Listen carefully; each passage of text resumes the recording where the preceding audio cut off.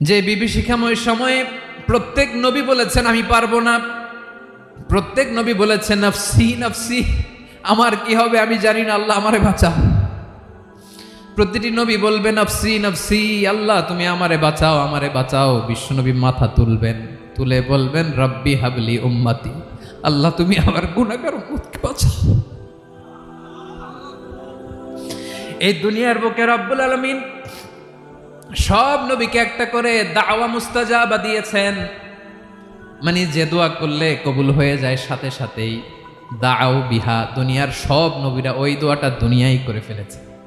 ওয়া ইন্নী আখতাবিউ দাওয়াতি শাফাআতান লি উম্মতি ইয়াউমাল কিয়ামাহ, আমার ওই স্পেশাল দোয়াটা আমি দুনিয়ার বুকে কঠিন বিপদে পড়েও কোনোদিন করি নাই। আমি আমার স্পেশাল দোয়াটা কিয়ামতের দিন আমার গুনাহগার উম্মতকে সুপারিশের জন্য রেখে দিয়েছি।